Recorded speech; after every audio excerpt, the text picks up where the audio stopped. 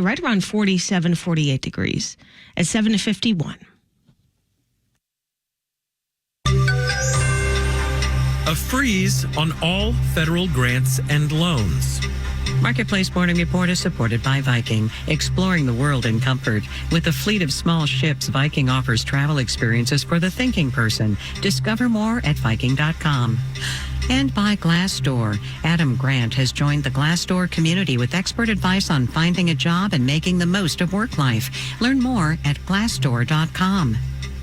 From Marketplace, I'm Sabri Benishore in for David Brancaccio. The Trump administration is ordering a temporary pause of all federal grants and loans. It takes effect at the end of today. The order came yesterday in a memo from the Office of Management and Budget.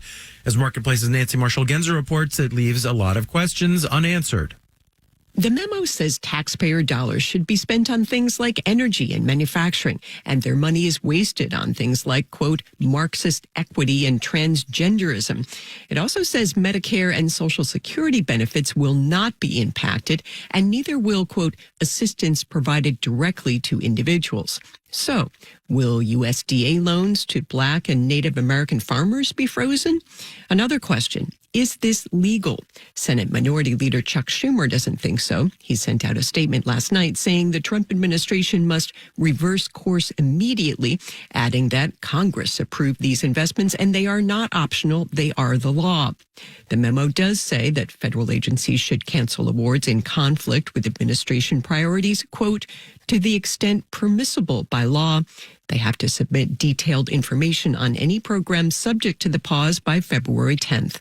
I'm Nancy Marshall-Genzer for Marketplace.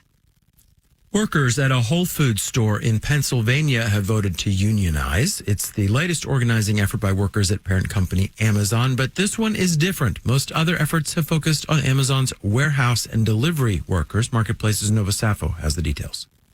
The unionization vote at the Philadelphia Whole Foods store was close, 134, 100 against, according to the National Labor Relations Board. Still, it marks the first time that Amazon grocery workers have voted to unionize. The focus has previously been mostly on the retail giant's delivery operations.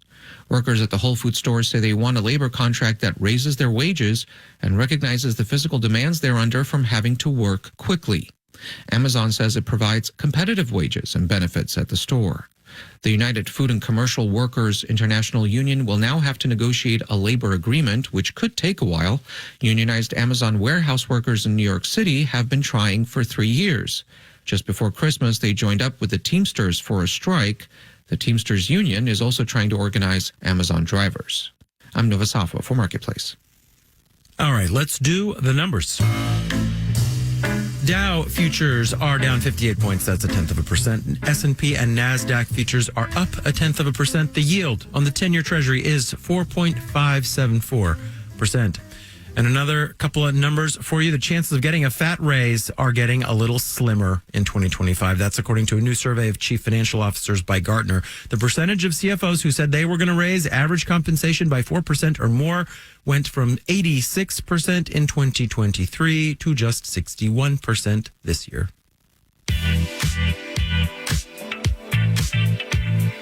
Marketplace Morning Report is supported by Progressive Insurance. Customers can simplify their insurance needs and protect what's important by bundling home and auto. Learn more about bundling at Progressive.com.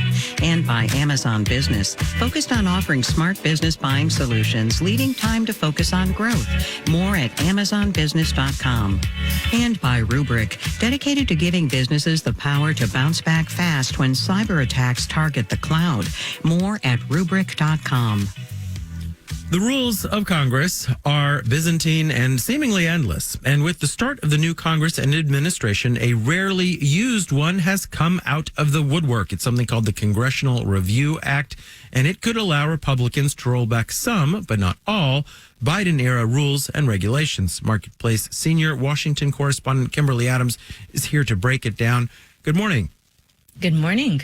Remind us, what is the Congressional Review Act? It's a law from 1996 that allows Congress to overturn rules and regulations issued by the last administration with just a simple majority in both houses plus the president's signature. But it kind of takes a unique situation. You need to have a flip of control of the White House plus control of both houses of Congress by the new president's party. That's been a relatively rare scenario since the CRA became law, but Trump has had this situation both times he entered the White House. We have already seen the Trump administration rescind some Biden rules and regulations via executive order. But what sorts of policies might be at risk because of this CRA? So there's a look back window in terms of how far back Congress can go to undo regulations, and it goes back to around August of last year. George Washington University's Regulatory Studies Center has been tracking which of Biden's rules and regulations could be subject to the CRA, and the team there figures there are about 1,300 rules that Congress could target, although only about 100 or so are viewed as significant. Sarah Hay is a policy analyst there, and she gave me a few examples. There's a EPA rule targeting methane emissions, and then also EPA's rule telling water systems to remove all lead pipes in the next 10 years. The Consumer Financial Protection Bureau's rule that's prohibiting creditors from considering medical information. But of course, it's up to members of Congress which, if any of these, they're going to prioritize. Well, is there anything to stop Congress from just rolling back everything? Well, I mean, time is a big one. In addition to that limited look back window, each rule or regulation they want to overturn has to be handled separately. They can't just bundle a bunch of them together. And floor time in Congress is pretty limited. But the bigger issue is that if Congress uses the CRA to cancel out a policy, it means the affected agency can never issue a similar rule.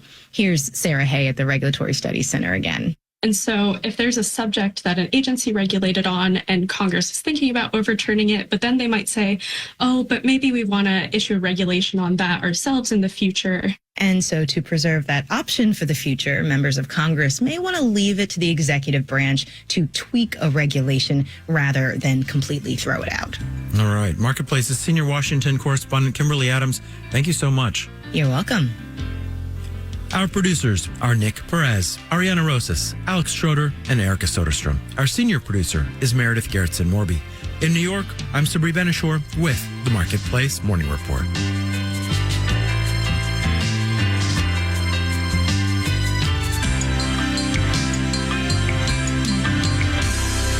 From 8 p.m., American Public Media. And you can tune in